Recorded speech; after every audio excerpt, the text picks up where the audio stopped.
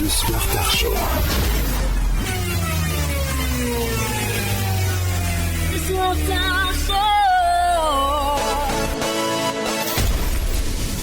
Vous êtes sur TSO Radio de retour à l'instant, vous avez pu découvrir les informations et aussi de la musique, c'est super hein. Ah ouais, c'est super. Radio, le Starter Show, 19h-21h, toujours en compagnie de Maxime de Keker du Familistère de Guise.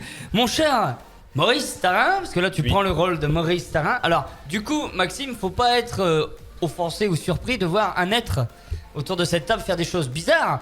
Parce que comme vous l'avez pu le remarquer, hein, il y a des phrases un peu cheloues parfois, hein, comme celle sur laquelle vous êtes tombé, et que Joker, il vaut mieux. Hein.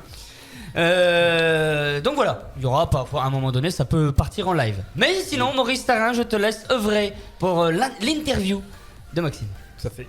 Bah déjà, Merci Maxime, merci d'avoir accepté notre invitation. C'est gentil. Merci de m'avoir invité. Donc on va parler du Familistère Gaudin de Guise. Hein. Alors tout d'abord, pour les personnes qui ne connaissent pas le Familistère, qu'est-ce que le Familistère Gaudin ? Alors le Familistère, c'est une utopie réalisée. C'est un lieu, Hélène pourra en parler aussi bien que moi, j'en suis sûr. Mais en gros, c'est le lieu, la cité qu'avait bâti Jean-Baptiste André Gaudin au 19e siècle pour rendre à ses ouvriers de la fonderie, des poêles et chauffages Gaudin, les équivalents des richesses de l'époque. Et donc ça s'est traduit par des pavillons d'habitation, par le temple du savoir qui était le théâtre et les écoles, les économas, une sorte d'épicerie où on pouvait avoir les produits de première nécessité à prix coûtant, et puis une buanderie piscine, puisque Gaudin était aussi un hygiéniste avant l'heure. Donc c'est tout ce patrimoine immatériel et bâti qu'on peut découvrir au Familistère. Et pourquoi avoir choisi le lieu Guise, la ville Guise, comme Pourquoi Familistère comme lieu d'implantation pour Alors le parce foyer social, que la petite nièce de la grand-mère de Gaudin avait un terrain qui se situait derrière. Non, pas du tout. En fait, c'est un héritage familial. Et le non. pire, c'est qu'ils y ont tous cru. Ouais. Ils sont en train de chercher la Eh, petite nièce de la grand-mère de la J'étais en mode c'est sérieux, je donne pas mon mot, tu sais. C'est demain, la machine à café. Et tu sais quoi, le Familistère, c'est pourquoi la Guise ? Non, c'est un peu plus simple que ça. C'est que lui, à l'origine, Gaudin, il est d'Équerry et son atelier est devenu trop petit pour accueillir ses ouvriers et surtout le projet, puisqu'il y a énormément de commandes très rapidement. Donc, il cherche un terrain et puis et c'est Guise qui remporte le gros lot, on va dire, puisqu'il y a plusieurs communes qui lui ont proposé des terrains, mais c'est vraiment à cet endroit-là que Ça, je savais Gaudin a décidé de s'implanter. Je savais pas qu'il était d'Équerry et que. Si. Oui, non, mais moi je savais pas. Donc. Il y a toujours sa maison natale, il y a une plaque sur la maison. Alors c'est pas une maison qu'on peut visiter, puisque ce sont des particuliers qui l'ont. Ça n'a rien à voir avec le Familistère, mais en tout cas il y a toujours la plaque ici est né Jean-Baptiste André Gaudin. Je pense que l'Oise aussi a joué un rôle important aussi pour la fonderie, etc. Je pense que le lieu. Oui, forcément, le lieu, la gare aussi. La gare, oui, la gare. Alors non, la gare c'est plus compliqué que ça, la gare. Parce qu'il voulait une gare. Il voulait une ouais. gare, c'est ça. En fait, la gare, en 1860, on décide de l'implanter. Gaudin, lui, milite pour qu'elle soit du côté du Familistère, forcément, pour faciliter l'approvisionnement en matières premières et puis l'exportation des produits finis. Mais il y a toujours eu quelques petites tensions entre le Familistère et la ville, et du coup par peur peut-être d'être absorbée, la ville n'accepte pas et la gare n'arrive au Familistère qu'en 1900, donc 40 ans après, et ce sont les familistériens qui lui ont payé les travaux pour raccorder l'usine en fait à la gare existante à Guise. Oui, D'accord. c'est une petite histoire qu'on ne connaissait pas. Les tensions sont terminées entre le Familistère et la ville de Guise. Mais bien sûr, ça veut dire en harmonie. Tout à fait. Et combien de visiteurs accueillez-vous par an ? Alors en moyenne c'est 65 000.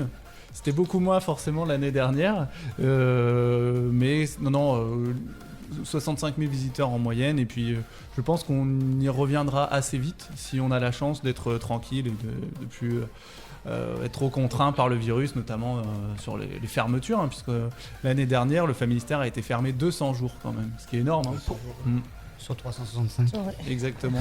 Tout ce qui est patrimoine et culture, ça fait beaucoup de mal. À le la virus, visite, hein. ouais. Bien sûr. Et puis après, cet été, l'instauration du pass sanitaire qui a freiné aussi un petit peu les visiteurs, mais je peux vous dire, on a eu à peu près 9000 visiteurs entre juillet et août cette année.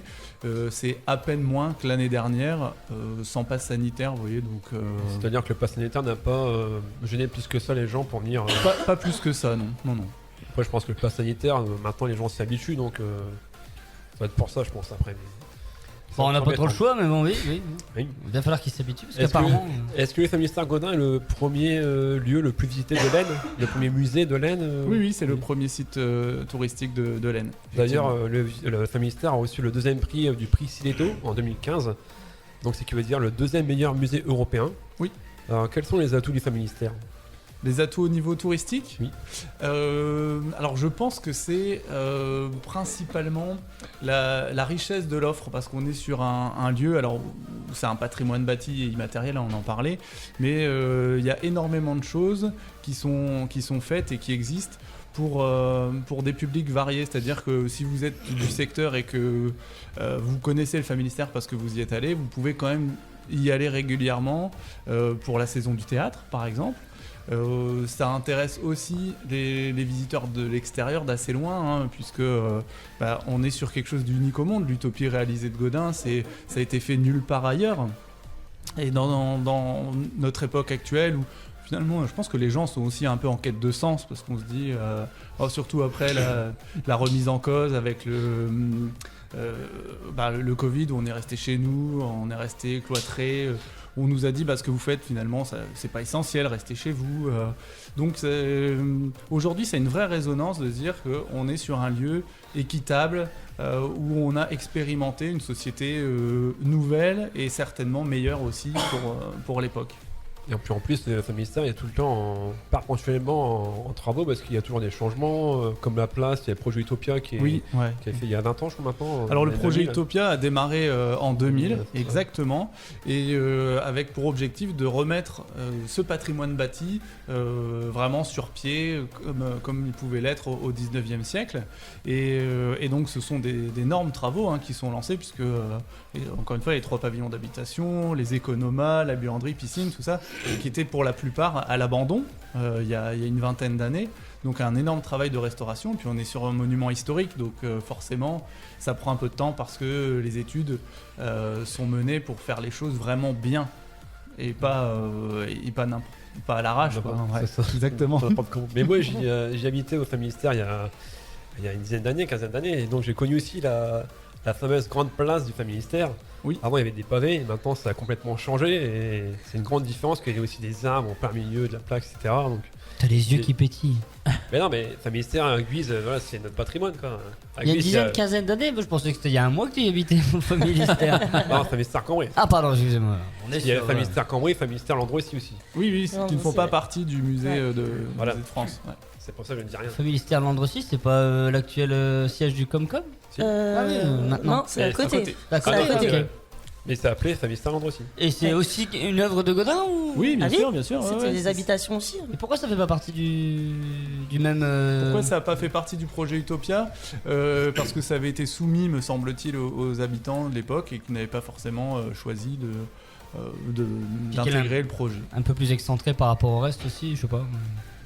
Après, le palais social, c'est l'aile gauche, le pavillon central et l'aile droite. Ils sont collés, si je peux me Oui, permettre. voilà, c'est ça, ouais. Mhm. Donc ça fait un bloc, alors que Family-Star Cambrai, c'est un route de Cambrai. Donc c'est un peu à l'écart, et le Family-Star Landrecy, c'est pareil. Donc je pense que c'est ça, les habitants ont dû se dire. Cambrai, bon, pareil, il fait pas partie du projet. Non, le Cambrai est encore habité, Oui. mais ne fait pas partie du projet. Non, pas du tout. D'accord. On va se faire une pause musicale et on va se retrouver tout de suite après pour la suite de l'émission sur TSO Radio. On est en compagnie de Maxime de Keker. On parle du Family-Star aujourd'hui sur TSO Radio. À tout de suite, bougez pas. TSO Radio, la radio de la Thiérache, Sambre-Loise et au-delà.